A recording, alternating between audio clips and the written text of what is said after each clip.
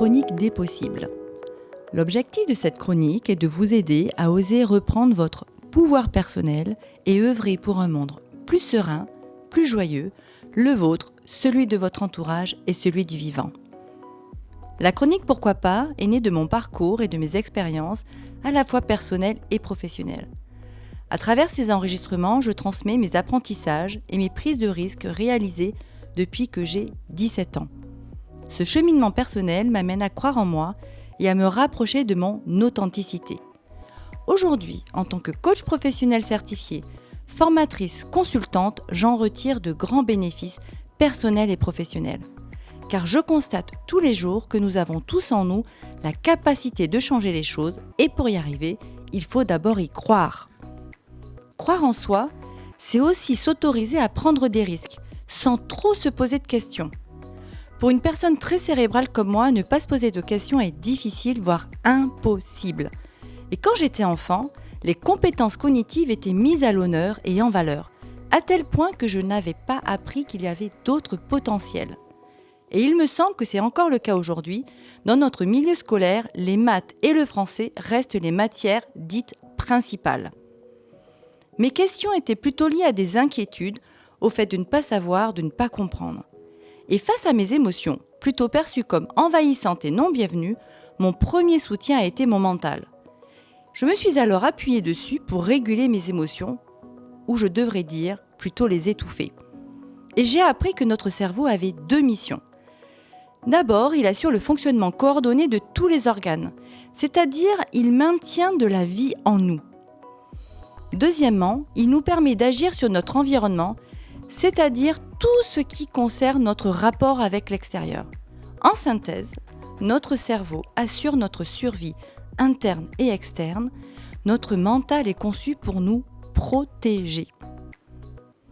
Alors, si nous décidons de sortir des sentiers battus, de prendre des risques, notre mental se manifeste pour dire « Stop, il y a danger ».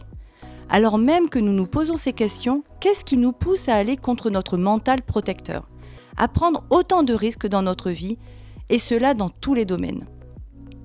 Personnellement, depuis ma plus tendre enfance, j'ai commencé à prendre des risques, parfois irraisonnés pour la plupart des personnes de mon entourage. En effet, à plusieurs occasions, j'ai entendu des phrases à la fois d'admiration et d'insécurité. « Mais quel courage! Je n'aurais pas pu le faire. Mais tu es sûr? Tu devrais pas, c'est dangereux. » Par exemple, au niveau de mon parcours professionnel, j'ai démissionné d'un CDI à 2 reprises. La première fois, c'était pour aller vivre à 7000 km dans une région que je ne connaissais pas et surtout sans emploi à la clé. La deuxième fois, pour créer mon entreprise dans un domaine dans lequel je venais d'acquérir des compétences théoriques et j'avais peu d'expérience pratique. À la question de qu'est-ce qui pousse à dépasser les limites, à prendre des risques, la réponse pourrait être bien multiple. Le premier angle, c'est la recherche de l'émotion, de l'adrénaline, de la fierté d'avoir fait quelque chose d'extraordinaire. Et dans mon cas, à chaque fois, c'est le sentiment de fierté d'avoir dépassé mes limites qui prédomine. Et vivre une émotion forte, c'est aussi se sentir vivant. Et il est probable qu'à certains moments de notre vie, nous avons besoin d'exprimer notre élan de vie par ce moyen-là. Le deuxième angle de réponse pourrait être celui du courage. Et le courage est de la même étymologie que le mot « cœur ». En effet, les valeurs qui nous portent à agir pourraient être celles de l'accomplissement et de la recherche de sens. Ce courage prend sa source dans notre intuition, c'est-à-dire cette capacité à sentir de façon non rationnelle ce qui est bon pour soi. Cette intuition est aussi nourrie par une vision, un rêve que nous avons envie d'atteindre. Et pour y arriver, notre intuition nous guide à faire les choix qui, pour certains, paraissent irraisonnés. Et puis, cela m'amène au troisième angle, proche du courage, c'est celui de l'audace. L'audace est un état d'esprit, une attitude face à soi-même et face aux autres. C'est la capacité à oser aller où les autres ne vont pas. Être audacieux, c'est alors être capable de sortir du cadre. Et en effet, c'est en se risquant à de nouveaux comportements et en osant l'inhabituel que nous vivons pleinement et que nous prenons du plaisir. Et c'est aussi avoir le sens des responsabilités en bannissant l'excès et l'inconscience. C'est faire le pari de la confiance en soi, en ses potentiels et en ses capacités à rebondir. Ainsi, l'audace permet de créer, d'entreprendre et d'innover. Comme le disait Périclès, si on veut obtenir quelque chose que l'on n'a jamais eu, il faut tenter quelque chose que l'on n'a jamais fait. Prendre des risques, c'est la fierté du dépassement de soi et de la résonance avec nos valeurs qui nous poussent à le faire.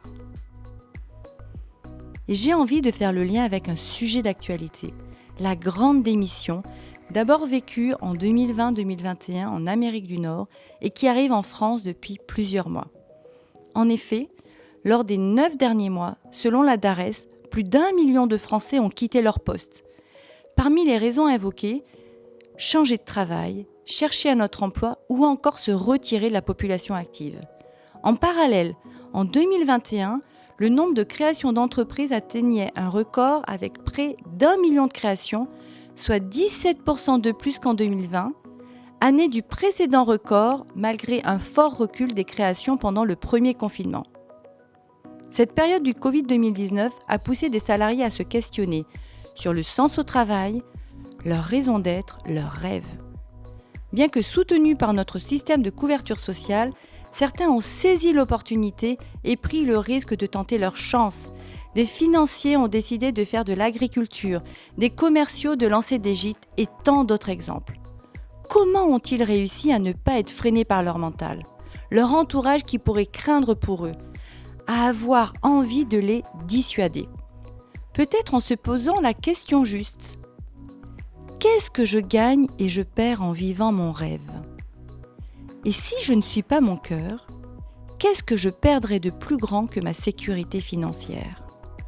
Car qu'on se le dise, si je reste à mon poste qui ne me convient plus, c'est parfois plus par confort que par appétence.